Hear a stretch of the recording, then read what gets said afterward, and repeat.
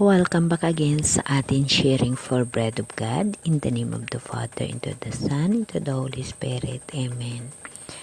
Lord, nagpapasalamat ako sa iyo sa lahat ng mga bagay na ibinigay mo sa buhay ko, sa lahat ng mga blessings na nangyayari sa buhay ko, lalong-lalo na sa miraculous na pagaling ko sa aking sakit at sa pagbigay mo ng mga tao na tutulong sa akin sa financial man at sa medication at sa lahat ng bagay na tumutulong sa akin. Lahat yan ay mula sa iyong tulong at pagmamahal sa akin. Lord, maraming salamat, Jesus Christ, aking Panginoon. Lord, thank you so much. Maraming salamat. Amen. Okay, brothers and sisters, today isi-share ko sa inyo yung aklat ni Agyu, no? Si Propeta Agyu. Babasahin natin ang kanyang chapter 1 and verse 1. Inuutos ni Yahweh na gawin ang temple. Ito ay tungkol sa ating pagtuluuhan or sa ating tinatawag na panampalataya or temple na tinatawag na grupo, ano? Ang bahay ng ating Panginoong Jesus Christ, ang ating Ama sa langit. Basahin natin. Ang ikalawang taon noon ng pamamahala ni Haring Darius sa Persya, ng unang araw ng ika-6 na buwan, tinawag ni Yahweh si Propeta Agyu. Ipinasabi niya kay Zorobabel na gobernador ng Juda at anak ni Shealtiel at punong saserdoting si Josue na anak naman ni Josadak. Ganito ang sinabi ni Yahweh. Ipinamalita ng bansang ito na hindi pa panahon upang muling itayo ang temple. No? Sinabi nga ni Yahweh sa mga Israelita sa pamagitan ni Propeta Agyu, magaganda at maaayos ang inyong mga tahanan, ngunit pinababayaan ninyong wasak ang aking bahay. So brothers and sisters, dito makikita natin ang ating panampalataya sa mahal na Diyos at sinasabi ng mahal na Diyos sa atin, ito ay mga reminders sa atin sa panahon ngayon. Nakikita ninyo na yes, sa pamamahay natin, sa ibang mga kapatid natin sa mundo, magagara mga bahay, magaganda mga bahay, ngunit ang kanilang puso ay wala sa panampalataya at pagtitiwala sa Diyos. Ang sinasamba nila ang kamunduhang kayamanan, ang kamunduhang gawain at ang kamunduhang mga kaugalian. So brothers and sisters, yun ang ibig sabihin ng ating Panginoon Diyos na hinahayaan ang kanyang bahay na wasak. Ito ay yung ating mga puso dahil ang Diyos ay nasa puso natin. Dapat natin laging tatandaan na ang temple na mahal na Diyos sa bawat isa sa atin ay nasa puso natin. Ang Espiritu ng Diyos ay iniwan sa puso natin. Nasa puso natin ang pag-ibig at kasama natin ang mahal na Diyos.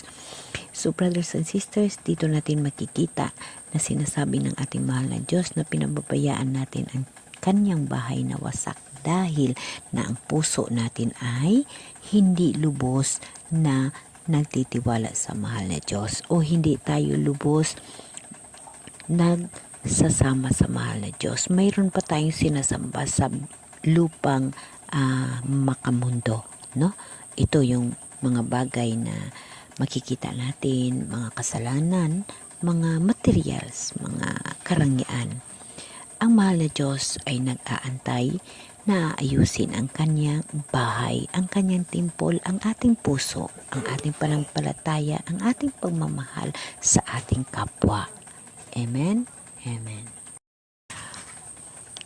Dito sa verse 5, isipin ninyo ang inyong kalagayan. Marami ang inyong inihahasik, ngunit kakaunti ang inaani. Kumakain na kayo, ngunit hindi nabubusog. Umiinom kayo, ngunit hindi nasisiyahan. Kumikita nga ang mga manggagawa, ngunit ang kita nila'y parang nahuhulog sa buslong butas.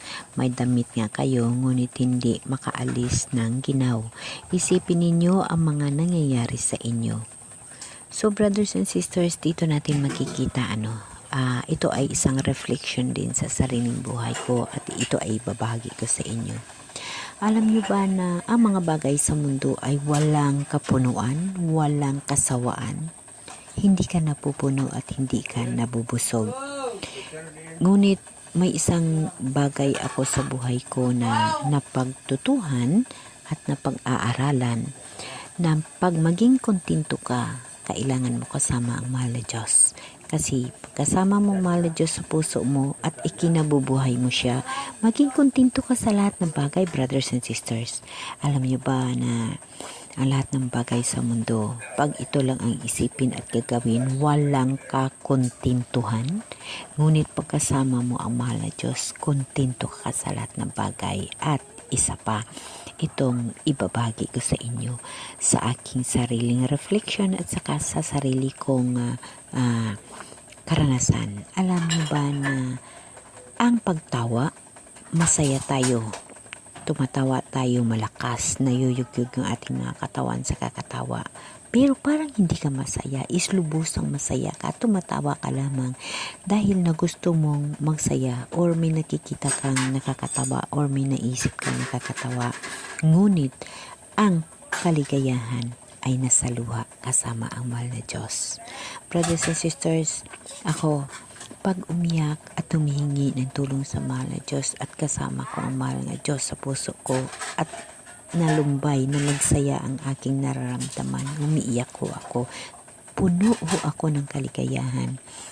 So ang ibig sabihin, pagkasama mo ang mahal na Diyos, puno ka ng kaligayahan, masaya ka, masaya ang iyong feeling, napakasaya ng iyong pakiramdam dahil kasama mo ang mahal na Diyos. Kaya brothers and sisters, napakaganda ng ating buhay pagkasama natin ang mahal na Diyos. Ang mga ngiti, ang kaligayahan, ang mga patak ng luha kasama ng mahal na Diyos ay napupuno ka, naging kontento ka, naging masaya ka. Once na makalabas na ang luha sa iyong mga mata, na kinakausap mo ang Diyos at kasama mo ang Diyos, napakaganda ang nararamdaman. Yun ang totoong kaligayahan pagkasama mo ang mahal na Diyos. Amen? Amen. So, ipagpatuloy natin dito sa verse 7. Isipin ninyo ang nangyayari sa inyo. Kumuha kayo ng kahoy sa bundok. Gawin ninyo uli ang temple at doon ko ihahayag ang aking kaningningan. Sa gayon, ako'y nasisiyahan. So, brothers and sisters, sa makatuwid ang ating mahal na Diyos, sumihingi na kumuha tayo ng kahoy. Ito ay napakasimpleng bagay para sa atin. Ang halimbawa natin ay sa mga sarili natin, kumuha ng kahoy sa bundok. So sa mga sarili natin, dito tayo magkaroon ng temple sa sariling puso at pag-ibig natin sa mahal na Diyos. Sa sarili natin, gagawin natin ihimplo na kahoy ang ating mga sarili. Gagawin natin ito na maliit na bundok, maliit na kahoy. Ito ay magsisimula tayo magpatayo ng temple ng mahal na Diyos sa mga puso natin, sa mga damdamin natin, sa mga sarili natin, upang mismo ang mahal na Diyos ang magbibigay ng kaningningan sa atin. Siya mismo ang magpatnubay sa ating mga sarili. Ito yung ating individual na panampalataya. Ito ang ating individual na simbahan sa ating mga puso. Ipagpatuloy natin dito sa verse 9. Naghahangad kayo ng maraming ani, ngunit kakaunti ang inyong nakamtan, at nang iuwi ninyo yaon ay sinasambulat ko. Bakit ito nangyayari sa inyo? Sapagkat may sariling tahanan kayo, samantalang wasak ang aking templo. So ito ay inihahambing ko sa mga sarili natin. Brothers and sisters, magaganda yung ating hangarin patungo sa ating temple sa pagsisimba natin. Pagpunta natin sa church, maayos.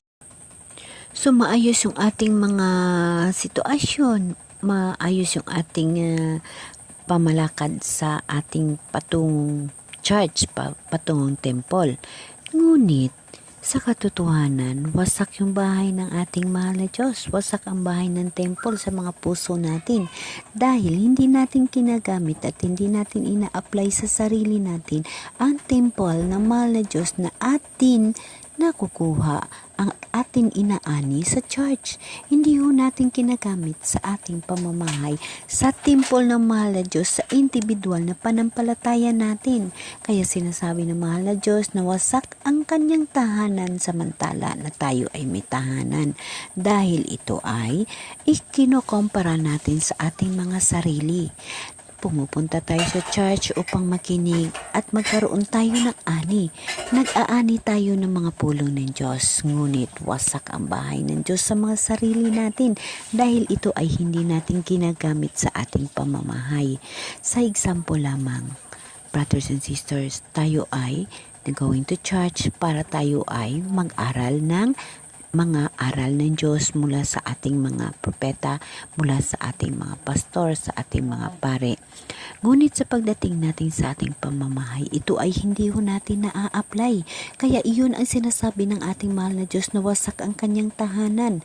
Dahil wasak ang kanyang tahanan sa sariling panampalataya natin, sa sariling buhay natin, hindi ho natin ginagamit ang ating pamumuhay kasama sa templo ng mahal ni Diyos sa ating mga puso. Alam niyo kung bakit nasasabi ko yun? Dahil marami ho akong nakikita na hindi ho nagagamit ang temple ng mahal na Diyos sa ating mga puso dahil pagdating sa bahay, masyado tayong nagger, magalitin, mainisin, at kung ano-ano pang mga kamundong tawanon ang ating kinagawi after the church. Usually ho, ganun ang nangyayari sa buhay ng tao sa mundo. Kaya ang ating mahal na Diyos nagdadaing na wasak ang kanyang tahanan. Ito ay ang tahanan niya na nandito sa ating mga puso. Brothers and sisters, ang dapat lang natin gagawin, ayusin natin ang ating mga sarili, ang ating panampalataya sa mahal na Diyos, ang ating pagtitiwala, ang ating buong pagtitiwala sa mahal na Diyos. Ayusin natin ang ating temple, ang ating sarili, ang ating pag-ibig sa mahal na Diyos, hindi lamang sa salita, kundi sa gawa at sa ating kapwa. Amen? Amen. Thank you, Lord.